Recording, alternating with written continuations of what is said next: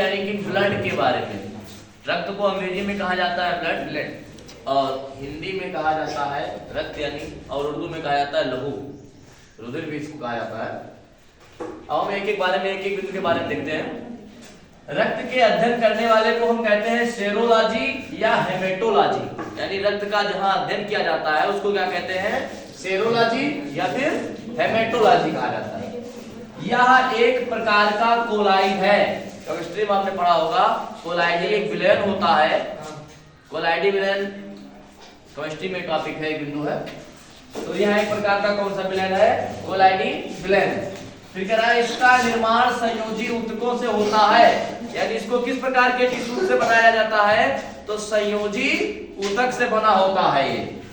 इसका पीएच मान 7.4 होता है, अतः यह क्या होता है, क्षारीय होता है।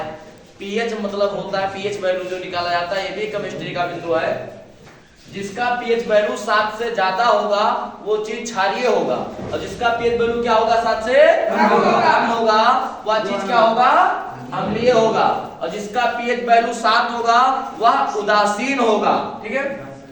अब बात आती है कि ब्लड की मात्रा मानव में कितना होती है। तो मेल में 5.5 लीटर के आसपास होती है, लगभग 5.5 लीटर होता है, और फीमेल में इसकी मात्रा लगभग 5 लीटर होती है। इसका निर्माण कहाँ होता है, तो जब बच्चा भ्रूण अवस्था में होता है, यानी कि जन्म नहीं लिया रहता है, तब तक उसका ब्लड का निर्माण उसके लीवर में, भ्रूण में होता है। भ्रूण की अवस्था में रक्त का निर्माण कहाँ होता है, लीवर। और लीवर के कहाँ होता है, तो मीसोड्रम में होता है। कहाँ होता है, मीसोड्रम में। एक परत होती है मीसोड्रम की, मीसोड्रम में होता है। फिर बात आ रही भैया बच्चों यानी वयस्कों में कब होता है या कहाँ होता है, तो बच्चा और वयस्क में ब्लड का निर्माण हड्डी के भीतर एक बूंद मैरो पाया जाता है, अस्थिमज्जा जिसे हिंदी में कहते हैं, उसके भीतर होता है। अब होता है कि स्टोर कहाँ होता है, तो ब्लड जो होता है वह स्टोर होता है स्प्लीन में। स्प्लीन यानी कि तिल्ली में। तिल्ली कहाँ पाया जाता है, उदर गुहा यानी कि पेट के अंदर पाया जाता है। उदर गुहा में उसको हम ब्लड बैंक कहते हैं, और इसको हम क्या कहते हैं, कब्रगाह भी कहते हैं। स्प्लीन को हम क्या कहते हैं, कब्रगाह कहते हैं। काहे जैसे इसमें से कुछ आरबीसी, डब्ल्यूबीसी प्लेटलेट जब मर जाते हैं तो उनका अवशोषण कौन कर लेता है, ये स्प्लीन करता है, इसलिए इसको कब्रगाह भी कहते हैं। ब्लड में कोलेस्ट्रॉल की मात्रा कितना होता है, तो 200 ग्राम पर डीएल। हीमोग्लोबिन की मात्रा कितनी होती है, तो मेल में 13.5 ग्राम पर डीएल से 17.5 ग्राम पर डीएल होता है। फीमेल में यही मात्रा कम होती है। फीमेल में लगभग 11.5 ग्राम पर डीएल से लेकर के लगभग 15.5 ग्राम पर डीएल तक होता है। महिलाओं में हीमोग्लोबिन की मात्रा कम होती है।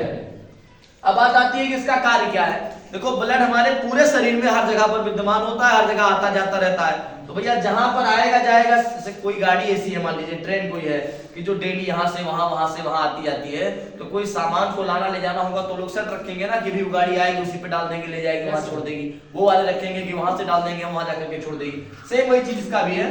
तो पहला काम इसका क्या है कि ताप का नियंत्रण करता है। देखो ताप का नियंत्रण कैसे करेगा, जब कोई भी वस्तु लगातार चलेगी तो उसमें उष्मा निकलेगा, तो भाई जाहिर सी बात है कि ताप का नियंत्रण करेगी। फिर पोषक पदार्थों का संवहन, जैसे मान लीजिए हमने कुछ खाया, उसमें प्रोटीन, वसा, फैट वगैरह वगैरह प्राप्त हुआ।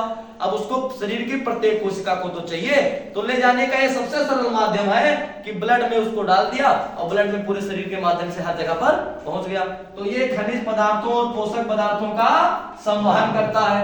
दूसरा चीज है कि ये गैसों का परिवहन भी करता है। भाई सांस ले हम फेफड़े में गया तो अलवेली में छोटी छोटी जाल की शिकाएं जुड़ी होती हैं, और अलवेली के माध्यम से इसमें ऑक्सीजन पूरे शरीर में पहुंचा देता है, और जब वहां दहन होता है तो कार्बन डाइऑक्साइड गैस निकलती है।